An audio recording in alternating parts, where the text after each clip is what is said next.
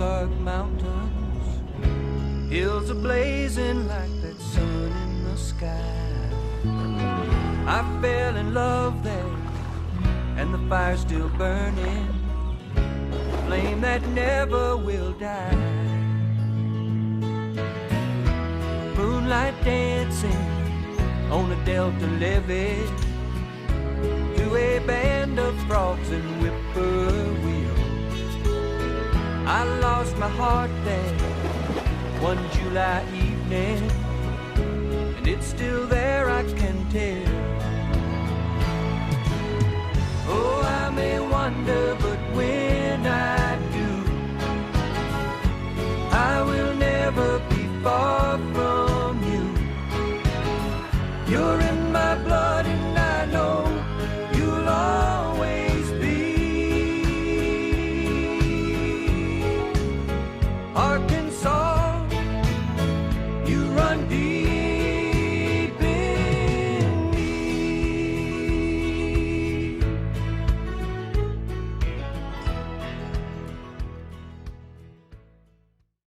Now, before we head underground, a couple of house rules are in place, and these rules are really in place to help protect the cave. We want to make sure that when these little ones bring their grandchildren here someday, that they're going to be able to see the same beautiful things in the same beautiful condition. And if we follow these rules, it's completely possible.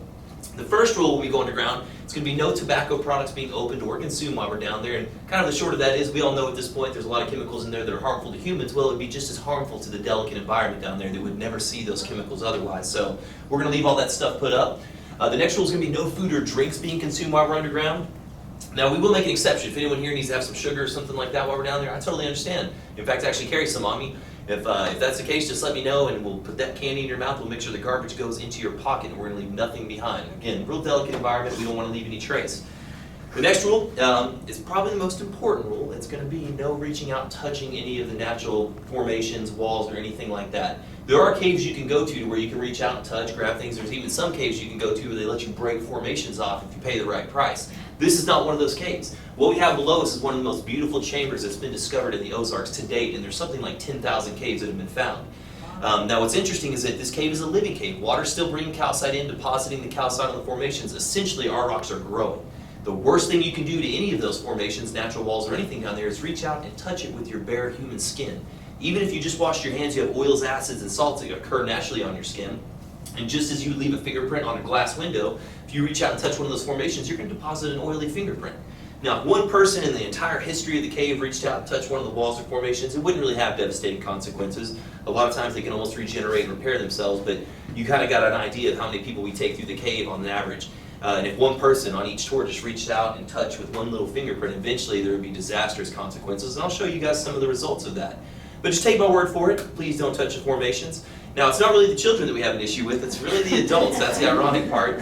So, yeah, I mean, if you see anybody reaching out, touching the cave, we're trying to preserve this place for everyone so that everyone can enjoy it. So, we'll just holler out and scream at that person if we catch anyone touching, right? And, but I will let you guys handle a piece of calcite so that you can actually have an idea of what the formations themselves feel like.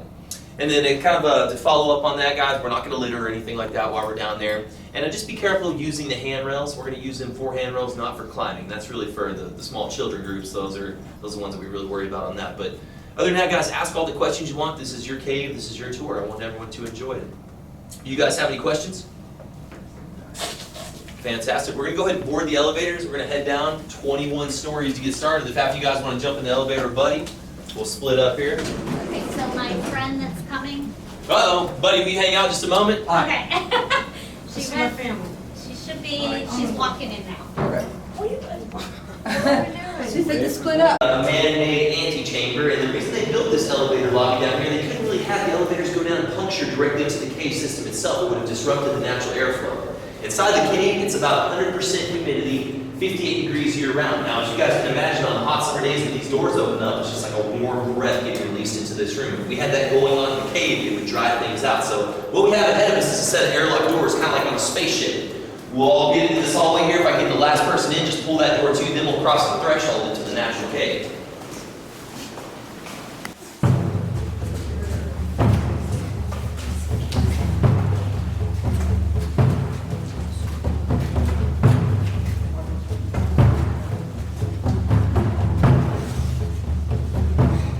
Folks, proceed with caution. There are instructions in the trail so you can walk with confidence. Along with those continuous handrails on your right-hand side. What we're going to do is we're going to make our way down a set of features. We'll sit down for a little bit, let our eyes adjust, and then we'll flip on some bright lights.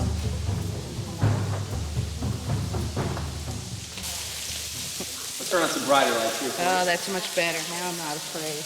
Beautiful. Oh my goodness.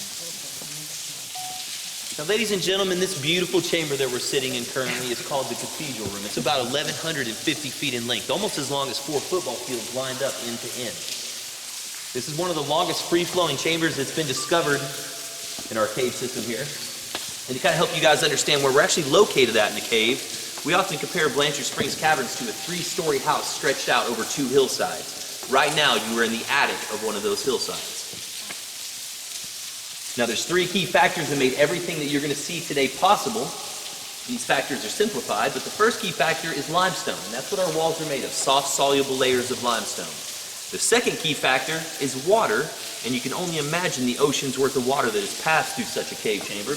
And the third key factor, and probably the most important, is time. Everything that you see today took a very, very long time to take place. Now, if there was a way to rewind time or turn back the life of this cave, I want you to try to imagine that wall over there coming to about right here, and that wall over there coming to about right here. And that's exactly how this beautiful chamber started. Just a crack in the limestone made wider and wider and wider by slightly acidic water.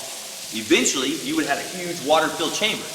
Now, at that point in time, there wouldn't have been any of these cool-looking formations, but again, this chamber would have been full of water. Now, gravity always pulling on that water would have made the water find weak points in the floor, and the water would have drained out, carving out more cave down below us. And guys, we got a whole lot of cave down below us. There's approximately 16 miles of known connecting passageways throughout this cave. There's probably at least that still undiscovered. Now, the only known natural entrance into this cave, it falls in between the 2 hillsides. It's nearly a 100-foot vertical shaft that goes down to the deepest level of the cave, the stream level. Explorers were starting out at Blanchard Springs, where the water's actually blasting out of the hillside there. They would hike on the surface a half mile. They would rappel down that natural entrance, and then they had to ascend up nearly 300 feet to get up to this upper beautiful chamber. Now, something that's outstanding, guys, it's almost just as amazing as the view, is the fact that none of this was even seen until 1963. No human had ever seen this until 1963. Now, I know for the little ones, they may think that is a long time ago, but not really, because humans have been coming here for nearly 2,000 years, and we know that because in 1955, in one of the lower sections of our cave, a man named Roger Bottoms found human remains. Now, they found a bunch of bones and torches around the bones. They took the bones and the torches out of the cave, had them carbondated, and they determined that Native American had come into the cave some 1,100 years ago, obviously never left. The remains indicated that it was probably a male, 18 to 25, and they presumed that he was a member of a Native American bluff-dwelling tribe, kind of a nomadic tribe. And again, that's the only set of human remains that have ever been discovered in the cave. But back to finding this. So the year's 1963, there's a group of explorers from Batesville, Arkansas, just about 40 miles from here, and they were on their 27th trip into the cave. Now, this group of explorers actually got paid by the Army Corps of Engineers to go and search out suitable fallout shelters, or search out caves in hopes of finding suitable fallout shelters. Now, you got to remember the time frame here. This was back in the early 60s, and they were afraid of the Cuban Missile Crisis, mutually assured destruction from the nukes and all that. So someone got kind of the harebrained idea that, hey, maybe we could go live in these caves if we had to. Now, I'm not really sure why they ever would have thought that was a good, sound idea, because this is a part of the whole natural cycle of things. Even if we were down here and we got hit with a nuke, if it didn't, destroy this soft limestone hill, very shortly thereafter, the fallout would get sucked into the cave. There's a constant air exchange with the surface, and then also water constantly coming in. So radiation would reach us down here for sure. So this actually makes a very poor fallout shelter. But if you're getting paid by the government to explore, you keep on exploring, right? And that's exactly what this group did. But it was on July 1963 that they sent 2 of the smaller guys on their team, a 14-year-old and a 16-year-old, and they climbed up a 100-foot bank of clay, and they popped out right here at the base of these draperies. And we'll see a little passageway as we're making our way down the trail, and they were the first humans to see all this. Can you guys imagine that? 14, 16 years old, exploring through a cave and then finding a room full of handrails and lights, people sitting in the bleachers. How did it all get here? Guys, obviously there was nothing here, but what they knew is that they had found a huge room based off the acoustics alone. Woo! They took some long exposure photographs and they got those pictures back after about a month. Y'all remember how that process used to work? And once they got the photos, that's when they truly understood what they had discovered. And once they saw those photos, they turned them over to the Forest Service, who had been managing the land above since 1908. And of course, once the Forest Service saw those photos, they knew that it was a necessity to get in and preserve the cave. So they closed the cave down to all explorations in 1963. They brought in the geologists, biologists, and engineers. And after 2 years of planning and 8 years of construction, they opened this tour in 1973. Now we look out here and we see a bunch of cool looking rocks, cool looking formations, and that's all made of the mineral calcite. And all calcite is layers of limestone from above that were dissolved away, then redeposited drip by drip into a lower section. Now calcite in its chemically purest form is usually a pretty milky white crystal. It can even be translucent. But as we look out here, we see a lot more colors than just pretty milky whites and translucent colors. We see a lot of minerals present here. Now the most dominant minerals that we'll see throughout the cave, there's some iron oxide. There's giant bands of it that run the entire length of the cave. Then we look over here to the right-hand side, we see grays and blues, and that's probably the mineral manganese. Now, it was once thought that was just an inert mineral laid down like everything else, but in the past 20 years, microbiologists have stepped in, and they think that manganese is actually the poop of a microorganism that once lived in the cave and actually fed on the rock itself. Now, I'm going to pass this around. You guys go ahead and get a feel of what the calcite actually feels like. That way we don't have to touch anything out there and satisfy our curiosity. Now let's do a little cave quiz to make sure we're all tracking on these names of the formations we're going to see today. What do we call the formations that hang from the ceiling? Stalactite. There we go, stalactites. There's a C in there, C for ceiling, and they got to hang on tight. Now what about the formations on the floor here? Stalagmites. There we go, stalagmites. There's a G in there, and they might reach the ceiling someday. Now what do we call it when a stalactite and a stalagmite connect? There we go, precisely, columns. Now over here on our left-hand side, we have a couple of different formations. You got a flowstone, some draperies, cave curtains, maybe even some cave bacon in there, but I think for the most part, a lot of the formations on that wall look like frozen waterfalls, and we'll talk about why that is just a little bit later. Thank you. Now before we begin our adventure, do you guys have any questions? If you guys ever do have the opportunity, I highly recommend you come back and check out one of our concert series that they have here. Coming up in, I think, 2 weekends, we're going to have Johnny Two Hawks here. He's a Native American that plays wind instruments. But any of the performances they do here are truly amazing. Back during, what was that, St. Patrick's Day, they had a Celtic in the Caverns, and they actually had people come down and play bagpipes, and it was just absolutely amazing. The acoustics of this chamber are unbelievable. They also do a pretty awesome holiday series, the Caroling in the Caverns, and that's pretty fantastic. Local musicians come out, and it's brilliant. You guys have any questions about that? We got some flyers upstairs. I'm going to give them these lights. You guys carefully stand up. We're going to start making our way down the trail. Now, I know the trail does appear slick in some spots, and in some spots it actually is. Please, feel free to use those handrails, but do not climb or really test the strength of the handrails. To measure these things against, there's no trees or cars down here, but these formations are huge. The set of draperies next to us is 55 feet tall. It's as big as a 5-story building. That center column is 65 feet tall.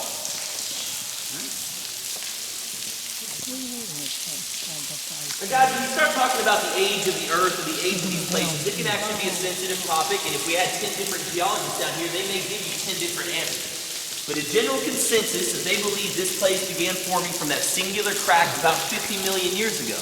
They think some of the oldest calcite formations could be as old as 6 million years. Now, in steady laboratory conditions, you can get about a cubic inch of calcite in 100 years. That gives you guys kind of an idea of it, or at least a growth rate.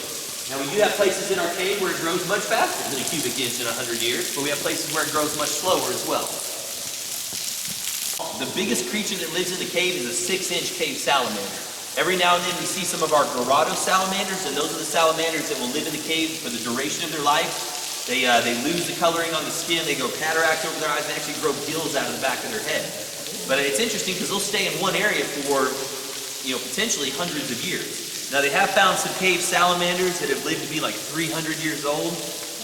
Pretty interesting, but a lot of times we'll see them in this pool. I don't see any today though. A little bit different now that we're standing inside, right? Wow. Now if you look to the ceiling, you can see where the stalactite and stalagmite met right about there. Now I've got a question for you guys. you had to guess what formation is older, which would you say and why? That giant column or this little guy here in the front? And why?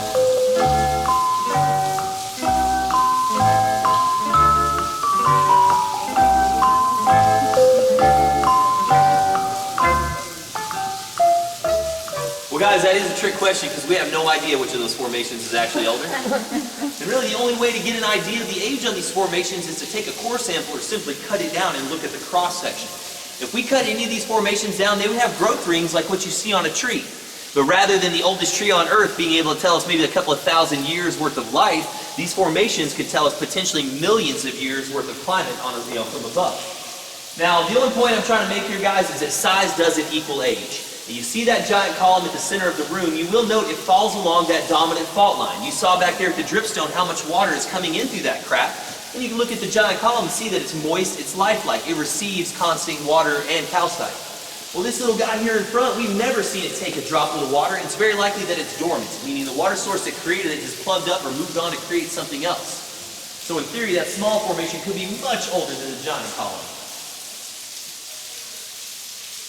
Now, I don't think any of the formations here have actually been tested because really they were kind of more concerned with preservation rather than truly gathering all the knowledge they possibly could. But other caves in the area, they have been tested. And some of the older formations they've discovered have been as old as 6 million years. Now, I believe in the last 6 million years, this cave has flooded multiple times. These formations have gone back underwater. Now, we are 500 feet above sea level, and if water ever filled this chamber, you could assume that everything that is below 500 feet above sea level would be underwater as well. But we see proof in our cave that waters have actually filled these chambers back up. I want you guys to keep an eye on the wall across from us. There's nearly 1,000 feet of continuous drapery formations. Now, Blanchard Springs is by no means the biggest cave. It's not even the biggest in Arkansas, technically. There's a cave along the Buffalo River, Fenton Cave, and that's the longest cave. There's about 18 miles there. We have altogether, when we combine this with our sister cave, about 16 miles worth of known passage, but probably at least that we haven't truly discovered. But guys, what I want to say is that, there are caves out in Kentucky, Mammoth Cave System, that has 460 miles of interconnecting passageway, but in all that cave, they don't have 1,000 feet worth of drapery. What we have here, guys, is a beautiful chamber that is highly decorated from beginning to end and considered by most people to be the prettiest show cave room that's been discovered, not only in the Ozarks, but possibly our nation. Maybe even the world, I don't know. And guys, we look at this stuff like it's magic, but I'm going to make this a lot more relatable, especially for the adults. There's a process just like this happening in most of our homes. I know it's happening in mine. If anyone here has hard water, you're looking at an example of hard water.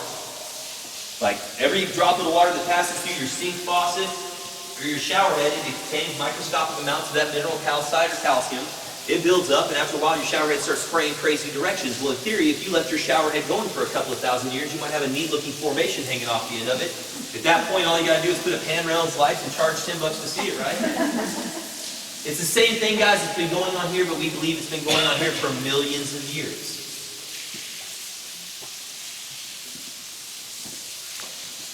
Now, up on our left-hand side across the room from us, we have some just amazing examples of some cave drapes. Now, the cool part about the draperies, they show us there's an air current passing through these chambers. Even though you can barely feel it on your skin or on your face, it's enough of an air current to manipulate that little drop of water tracing the outside of those formations. And eventually, you have these huge crystalline structures that look like banners waving in the wind. And they are beyond delicate. Right here, on the right, you're going to see an excellent example of calcite in its purest form. Looking like snow, looking like time.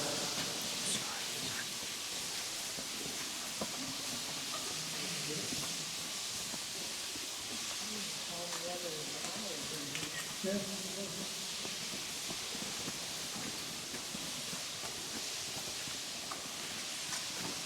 we're getting very, very close to some draperies on your right-hand side. Look as closely as you like, but please do not touch.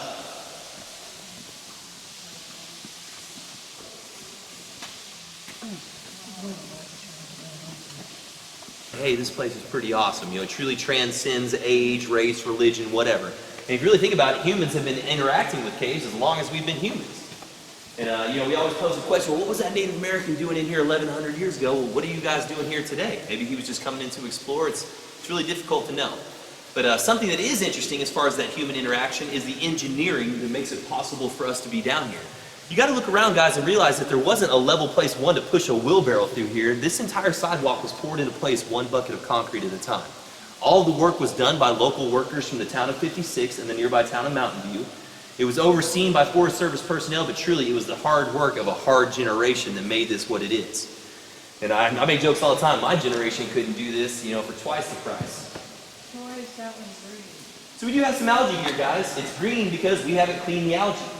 With these lights being down here, it actually creates growth. Now, if sunlight was able to get in here, we would see a lot of algae, natural photosynthesis. But in the natural cave, there is no natural light, so usually things don't grow. Now, around all these lights, when we leave them on throughout the day, algae will grow. And if we left these lights on 24 hours a day, everything in here would become green. We have to go around to all the light fixtures and actually doctor them with an industrial strength hydrogen peroxide. It doesn't damage the cave, but it kind of kills back the algae. We usually have to do that about every 3 weeks or so. Oh, wow. And really, we only find the issue on this upper level. These lights are on a program switch, so they stay on really throughout the day, except for our 100 watts. We flip those off. But these things, yeah, they actually they'll grow this stuff around. When was the cave opened for tours? 1973. Oh, So we got something that is interesting, though, human aspect-wise, is the lighting. You know, when the Forest Service decided in 1963 to develop this into a show cave, they wanted to get the best person in the world to come and light the cave, but that wasn't like an occupation back in the 60s, cave lighter or anything like that. So they got the next best thing. They got a man who lit opera houses. Now, there's a man named Miroslav Flug, and he was known throughout the world for theater lighting. He lit the Kennedy Center in D.C., the Metropolitan Opera House in New York. They brought him here to Blanchard Springs. They said, hey, how long is this going to take? And he's like, well, I've never actually lit a cave before, but I should be able to do this upper chamber in about 6 weeks. Well, 6 months later, he was asking for more time, but he did a marvelous job. He ran over 20 miles worth of electrical wiring throughout our cave, got down next to every single light, purposely positioned the lights to where they brought out the most beauty of the area. This section in front of us was his favorite section of our cave. Now, Mr. Miroslav Flug thought when he was in this area hooking up the lights that this reminded him of those opera house balconies.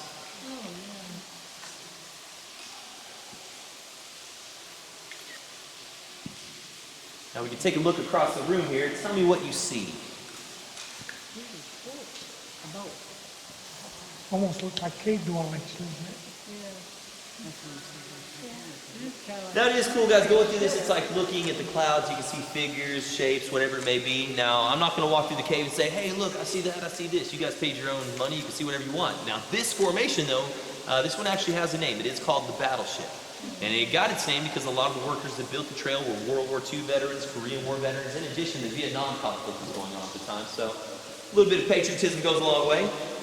Now, what we're actually looking at over here geologically is a chunk of rock that broke loose from the ceiling. It's fallen and landed on that ledge and sat there so long, so completely still, it's had a chance to just be totally covered in those delicate formations.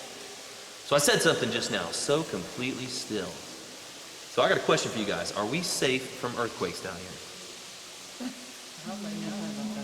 That sounds just counterintuitive to say, hey, let's go underground to be safe from an earthquake. But guys, let's look around, because the formations in the cave structure itself tell us a completely different story. Now, any adult could reach over and grab one of these formations, shake it, and break it loose. It's as strong as a giant icicle, and I think that's a pretty good rule of thumb for all these formations. They're as strong as their ice counterpart. Now, the smallest child on tour, if they were to hit something like that, would shatter it to a million pieces.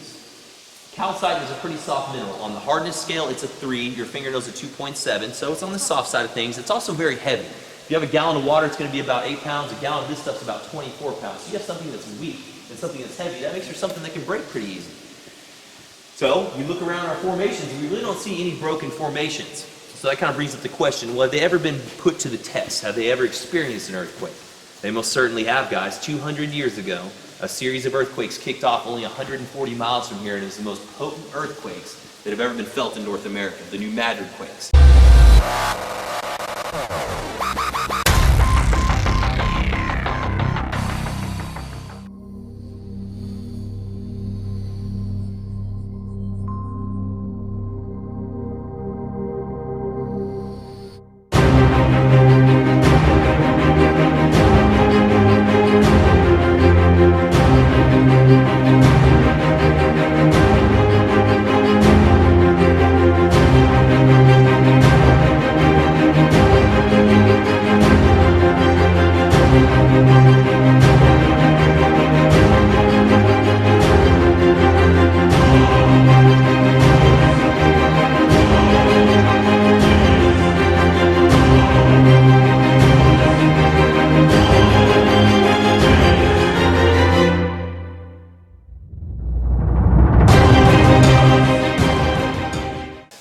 these earthquakes were so intense, it was shaking the ground in New Orleans, it was ringing bells up in Boston, it made the Mississippi River flow backwards for a couple of days, creating Real Foot Lake. That's pretty powerful. And again, the epicenter of that was only 140 miles from us, so this area experienced the shaking. But we don't see damaged formations, we don't see the damaged structure to our cave. Now, we do think that that series of earthquakes plugged up a couple of natural entryways, but it plugged up those natural entryways with loose surface gravel. As far as the structure, the delicate formations, they've been standing tall for a very, very long time. Now, if that doesn't make you feel good, your government put an earthquake detector in here for you. That thing hasn't gone off since Wednesday, so we got nothing to worry about. It's never gone off, and it's very likely it doesn't work. It's a placebo, that's all it is up there. Guys, take a look at the walls behind us and in front of us. We start to see something here. This is what we call cave coral. Now, this stuff's pretty interesting because it's not formed from the vertical drips of water like we see with everything else. This is actually formed from the mist, most likely of waterfalls. Now, we see a little bit of mist floating through the air right now, but I bet at one point in time so much water poured into this chamber it created such a thick mist that even with lights we couldn't have seen through here. But that mist was so thick that it actually bonded to the walls kind of the way that dew bonds to grass. Now, we do think that there used to be that microorganism that was feeding on the wall, and that acted as the scaffolding for that calcite and aragonite to bond to. Either way, the stuff's real sharp and abrasive, and that's why we have the handrails kind of set back here. When we're caving, we try to avoid these areas just because they are so rough. They'll cut right through your gloves, right through your coveralls. Sharp. Y'all have any questions? You didn't even go around right there. I mean, you still feel pick up on the stuff. Made it mandatory to have handicap accessible areas. They wanted everyone in the world to be able to see this, both babies in strollers and folks in wheelchairs. So they created this man-made access tunnel. It's going to take us to the next area. Before we leave though, got a couple of neat things here. Seeing something we really haven't seen too much of so far. What is that right there? That manure. It's a huge pile of poop, guys. The thing's like 12 feet deep. Now, I'm not really impressed by the size of the poo, but what really concerns me is how big of a bat would lay something like that. Is it still in a cave? Guys, that's for thousands of bats over hundreds of years. Now, obviously, bats used to roost up here in huge numbers, but they left. Again, we think that there was an earthquake that plugged up some natural entryways. At that point, our bats were having to fly to the only known natural entrance, which is almost a half mile from us. It's that natural entrance located in between the two hillsides with a 100-foot vertical shaft. Eventually, the bats figured out that it was just inefficient to live up here anymore. They were using too much energy coming and going, so they pretty much settled in that lower section. So the tops of these piles of guano, all the piles we're going to see from here on out, have not been added to for 200 years. All the piles in the lower section of our cave are 200 years old. So it makes sense that our huge colonies simply went down to the lower levels. The only time we'll see bats come up here anymore is if there's a shift in barometric pressure. If I come down, it's a beautiful day outside, and I walk through this chamber and I see bats flying, I can almost gamble and win that there's a thunderstorm about to roll in, and the barometric pressure is shifting. Take a look behind us, guys. Before you leave this chamber, I want you to stop up here and just take a second and reflect. This is one of the most beautiful chambers that's been discovered still to this date. Now, there's some 10,000 caves throughout the Ozarks, and we are still actively exploring, searching for new caves. And when we're out looking for them, what we say is we're looking for the next Blanchard Springs. Now, the lights are kind of focused on the ceiling here. It's definitely worth talking about. It's the same geological layer that's been over our heads this whole time. It's known as the Boone Chert Formation. If you go to any cave throughout the Ozarks, this is basically the ceiling of most of the caves. So you can go to any cave up in Missouri and say, hey, how's your Boone Chert Formation doing? And they should say, oh, it's doing quite well. Take a look. But guys, if it wasn't for this layer of insoluble rock above us, we wouldn't have a beautiful cave. We'd have a huge canyon. Our area around here, instead of having these huge turtle shell looking hills, would have limestone spires. Everything would look like Southeast Asia or Vietnam. It's this layer of insoluble rock that is loaded with silicas that actually disperse most of the water. It sheds it off to the side. It does allow some water to kind of ease through, but for the most part, it sheds it off to the sides. Now, we don't exactly know what's up with the shape in the ceiling there. There could have been a giant whirlpool in this room at one point in time. Or it could have just had something to do with how these layers were laid down at the bottom of the seafloor. And most people forget that. You know, we drive around these hills nowadays, we see these beautiful Ozark hills. Well, back when this cave was being laid, or when these layers were being deposited, this area didn't look like the Ozark, it looked like the Bahamas. Sandy beaches and coral reefs, and that's what we're in right now, a giant coral reef.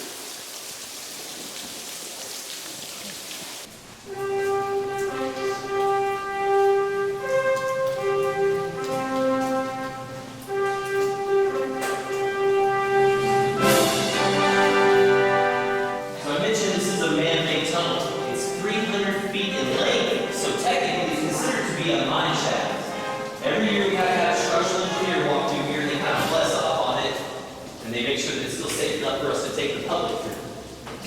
Now the Forest Service ran into a couple of problems. Now, they did want to create this tunnel for access, but they were like, well, how are we going to build it? We can't really build it by hand. That'd be very, very difficult to do. So they wanted to use dynamite. Well, that brought in a whole other engineering problem. How do you use dynamite in a delicate cave? Well, the answer is what's behind this door right here. Listen up and tell me what's behind here. So what's back there? Nothing. Precisely, guys. It's a 140-foot vertical shaft. We're at the base of the shaft right now.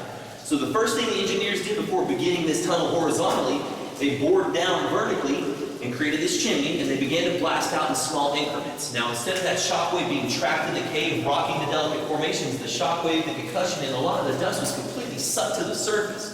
So brilliant engineering. They continued to blast out in small increments as they got closer to breaking into the cave. They switched over to air tools, and then they used hand tools. Now, what I think is super cool is that in creating this tunnel here, they exposed the stratoforest, the bare layer of rock. And looking at this right here helps us understand why things look the way they do in the previous room. Let's talk about these layers for a second. You got a layer of limestone up here, and then you got a layer, what does that look like right there? Rust? Iron oxide? That's exactly what it is. And then right here you got a layer of calcium shale, more iron oxide, more limestone. So would we agree that maybe some of the formations in that previous room on the walls look like frozen waterfalls? Of course we would agree, and this is why. When that slightly acidic water hits that layer of limestone, it creates pretty white calcite. Well, calcite at first is like water. It's going to take the path of least resistance. Calcium shale is too thick even for water to flow through. This is what's called an aquatar or an aquaclude. It forces water out and over this geological layer. So that's why we have waterfall-style looking formations, and this is just a baby one. Now guys, what's so awesome about this particular formation is that it's only 50 years old. Now, I don't know if you guys heard me say that, back in the chamber there, that it takes 100 years to grow a cubic inch. Well, this thing's 50 years old, and that's a whole lot more than a cubic inch. So what's the deal? Have geologists been lying to us this whole time? No. There's variables when it comes to these formations, and the variables are the amount of water coming in, how much calcite is in that water, how acidic is the water, how fast is the water moving. These will all determine size and shape. So although, yes, that's only 50 years worth of calcite growth, so is that spot right there, right next to it. So we do have areas of our cave where it's growing much faster, but we have areas of the cave where it's growing much slower, so 100 years per cubic inch is a pretty good baseline. Now above our heads here, we got some square pads. If any of you guys are in the mining industry, you know these as molly bolts. They screw those up into the ceiling of mines to create stabilization pressure for the rocks. You see, every day people ask about falling rocks here at the cave, and we make jokes like, oh, don't worry, rocks don't fall on the weekends here at Blanchard Springs. But this is the simple kind of fact. It may sound like a bold statement, but as far as the natural cave goes, it's had millions of years to stabilize. The rocks that were going to fall have pretty much fallen. If you guys are ever sitting home, eating breakfast, reading the paper, and you see a big collapse at Blanchard Springs Caverns, it's not going to be a part of our natural cave that's going to collapse. It's going to be one of our man-made sections, the elevators, this tunnel here, our exit tunnel. So let's get back out to the natural cave where it's had millions of years to stabilize.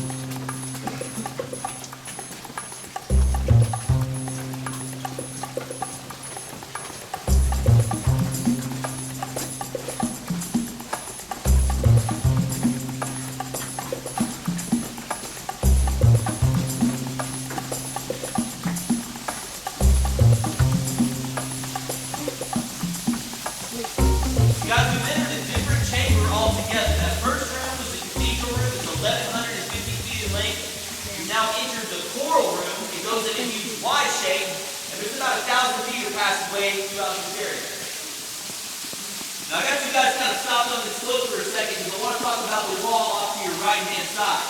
Who here has been hit with a droplet of water today? That's cool, guys. Keep your hands up. That's like a cave kiss. That's good luck. That means the cave likes you. Now what's interesting is theoretically that droplet of water could have fallen from the sky years ago. Sometimes it takes water that long to fall from the clouds work its way to the 200 and some odd feet with the rock above and pop out in the cave. This section over here to our right-hand side is not one of those sections.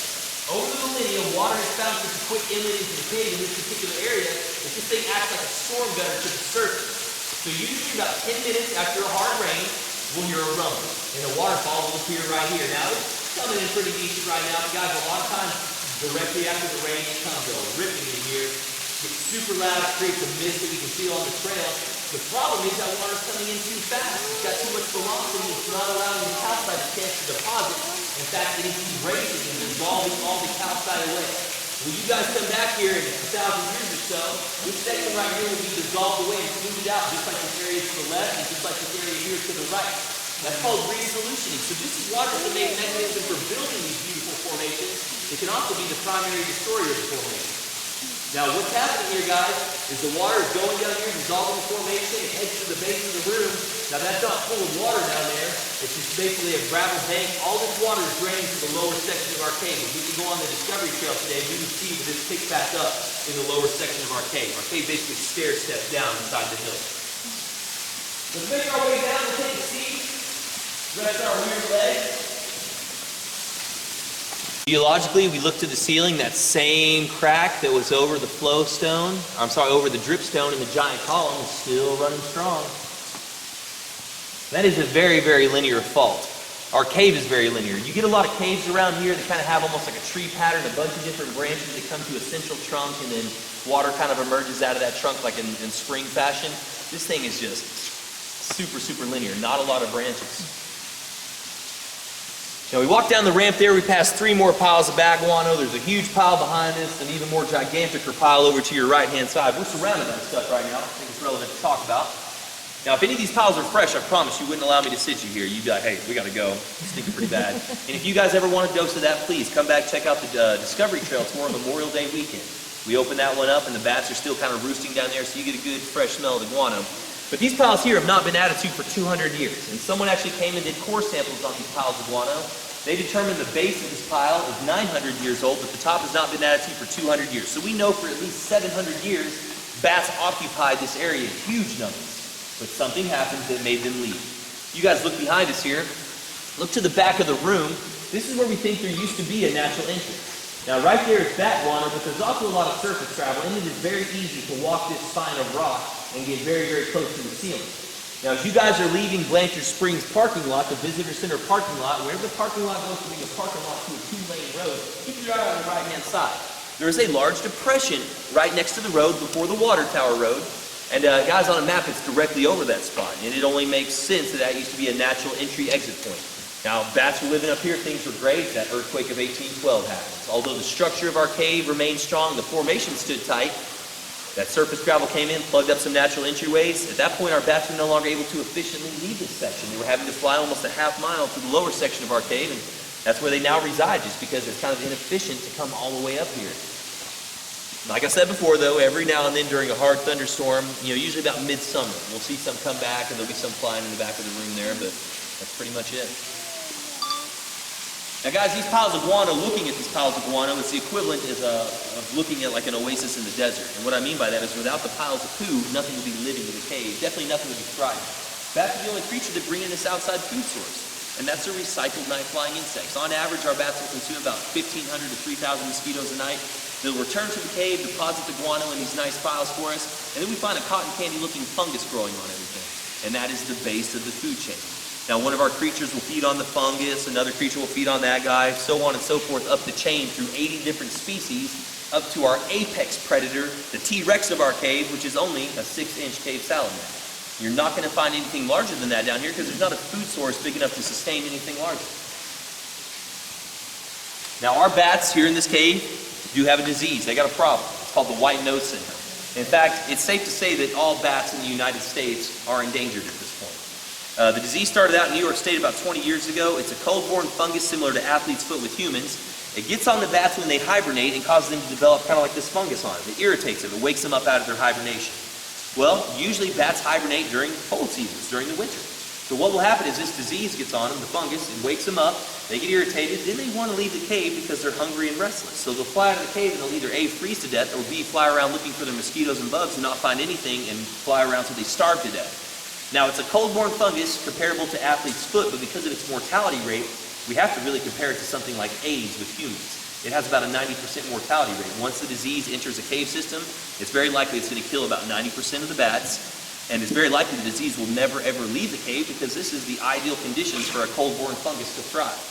Now, our bats do have the disease, and over the winter we've noticed a couple of bats actually had some displaying features as far as the fungus growing on them. But we've had some very, very weak winters here in Arkansas, and that may play in favor of the bats. Our bats, they're coming out of the cave kind of early, they're able to get to the sunlight, and the sunlight kind of burns this fungus off. So what we're hoping is that because of our weak winters, our bats will get the disease, leave the cave, and kind of get it burnt off over the summer, or maybe develop a resistance or an immunity to it, hopefully preparing them for the next season. But states where they have hard winters, like Pennsylvania, they've lost 90% of their bats. And I know that some people are like, who cares, bats are creepy. Well, what you don't understand is that bats are the largest consumer of night-flying insects. And as soon as we lose our bats, we're going to notice there's a whole lot more mosquitoes. And just, night-flying insects in general. Now, in addition to that, we're also going to see a rise in things like Zika, malaria, any of these illnesses carried by mosquitoes. We need our bats.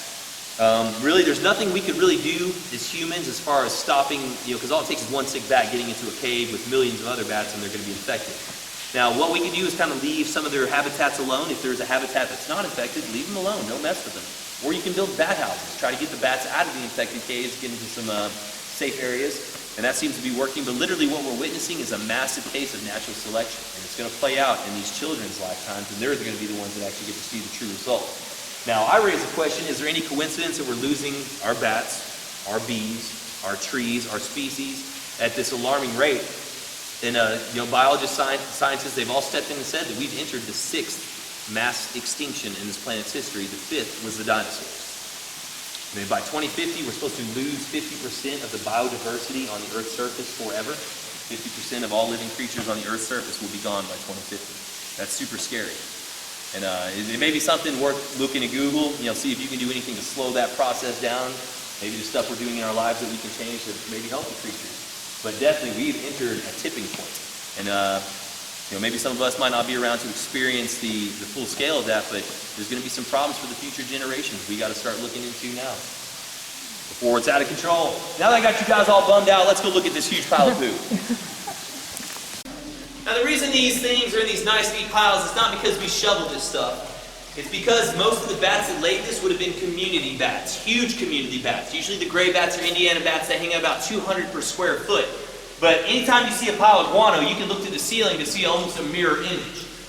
Now you will note that this particular area, kind of like in a triangle here, it's also almost yellow. That's because once bats find a spot that they like, they urinate on the ceiling, and that's how they're able to come back there generation after generation. We're literally looking at about 33 generations of bats that have been going in one place for almost 700 years. And fill this hallway up that you can't go but another 30 feet back into the darkness before you run into a calcite wall. If I had my magic eraser and I could erase all that calcite, this passageway should continue on. After all, it's over 70 feet wide and it just comes to an abrupt end. Now here in this little flower bed, we have our stalagmite nursery. Each one of those little white dots is where there's a baby stalagmite being fed by the sister formation from above. Someday when you come back here, you'll be able to formation. Alright guys, we're about to go through an area right here called Temptation Pass. It gets its name because you're going to be getting very, very close to some of the formations. You're going to be tempted to reach out and touch them. Now, if you're like me and you can't handle yourself, just give yourself a hug, put your hands in your pockets, whatever you got to do, don't touch the formations though. But I will say this, because of the close proximity of these formations to the trail, over the year we had some slick guests go through here and they thought they were going to reach out and get a grab in, it wasn't going to hurt anything, no one's going to know. Guys, you can actually see the damaging consequences of our human touch on these beautiful formations. Now what you'll see right here, so many people have reached out to touch this guy, that really water won't even stick to this thing anymore. You can see the distinct difference between living formation and dormant formation. Now this next one just ahead of us on the right-hand side, so many people reached out and touched that the acids on our skin had kicked in and eaten away the layers of calcite, leaving it exposed, kind of like a half-eaten jawbreaker. Either way, guys, let's stop the cycle of abuse. Let's not reach out and touch these poor formations. Yes? We have a question about this particular formation. I got some questions. I'm glad you brought this up. What are you going to tell me here? Well, it looks like a tree, but it comes out at an angle. We see a lot of different things here, and honestly, I'm glad you brought this up. Geologically, this is one of the big mysteries here at this cave. Now, when this thing was originally formed, it most definitely had these feather things sticking up on all sides. Something has happened in here to where something dripped back in here and dissolved this stuff away. Look how that whole side has almost been like eaten away by acid. Now, anytime you see a stalagmite on the ground that has a pointy tip, that indicates resolution. So, usually stalagmites will kind of have we'll look at one of these guys here. Adult tip, this is a pretty good example right here. This is how stalagmites should look like on top, flat, just from that beating of water. Yeah. But anytime you start to see them come to a point, we see that there on some of those, that means that water that dripped back in here was more acidic than the water that originally deposited the formation.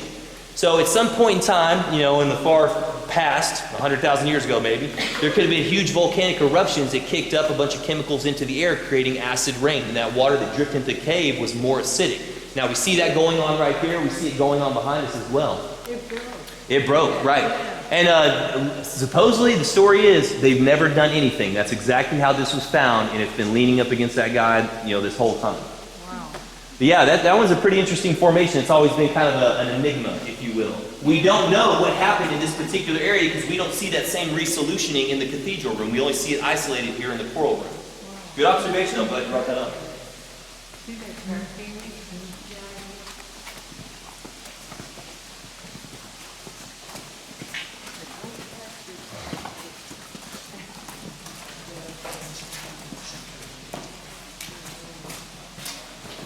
Natural entrance, and I agree based off what we see behind us here. Now this right here is surface gravel, and you're probably thinking, Aaron, this looks like everything else we've seen today. What's the difference? Well, this is what Stone County passes as topsoil around here. If you go to any gravel pit, this is what it looks like. That red, orange clay, and then you find chert, silica, flint, all kind of embedded. Now you'll note that this goes up to a cone. This is what we call a debris cone. We're looking at the bottom of a sinkhole from inside the sinkhole. The first explorers that made it to this section said the gravel actually went up to the ceiling, and they found a lot of these broken formations on top of that pile of gravel, indicating this gravel probably came in with speed and force, knocking things down in the process. Now the first explorers that found this room, the engineers that designed the trail, they all thought it was a huge priority to get that gravel taken out because they wanted the world to see this. Oh, wow. This beautiful little room we call the soda straw room. And each one of those thousands upon thousands of tiny little formations, they're hollow just like a straw. That's how all stalactites will start out. Now with the soda straw, the droplet of water will travel down the hollow shaft, deposit a small calcite ring. Eventually they cork themselves off. That's when water's forced to the outside. That's where you get the larger carrot shape of the other stalactites.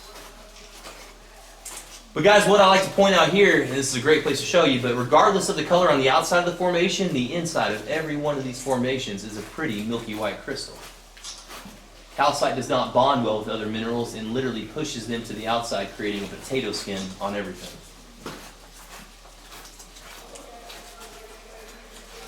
Now I've got a couple of requests. The first request is if you've not been down to see Blanchard Springs, go check them out when you get done here. It's just 5 minutes away from the visitor center by vehicle, but that's where water is blasting out of the lower section of our cave at like, I don't know what it is today, but I bet it's ripping today because we've had a lot of water lately. I'm going to go down and check it out after work. You guys, it's incredible. And what that is, basically that represents where water has carved through all the layers of limestone, and it's now reached a layer of limestone that's embedded with quartz, and it's not cutting through that anymore, so it's forced out horizontally, blasting out of the hillside. Absolutely amazing. Again, 5 minutes away from the visitor center by vehicle. Just make 2 rights, follow the signs, park in that cul-de-sac 100 yards up a smooth trail. You'll see where that is. The other thing too, guys, come back Memorial Day weekend. We open the lower section of our cave, the discovery level, and if you thought this was cool, check that out, because that's pretty awesome. You go down to some of the mega rooms down below us, and you get to go down to the stream level, you get to see the natural entrance, and you actually get to come out of the opposite hillside. We'll get to see that exit point as we're going out of the valley today.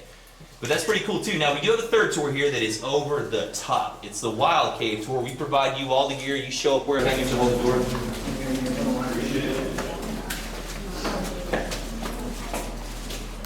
Oh, you're such a nice young man. Thank you, David. Thanks, Debbie. One of our South Main friends in here.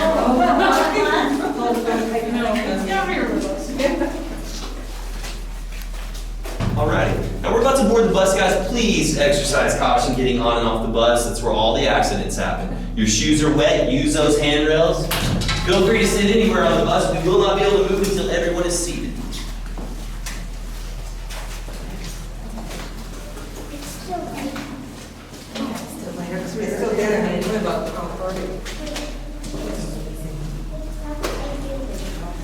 Great job. I appreciate it, thank you.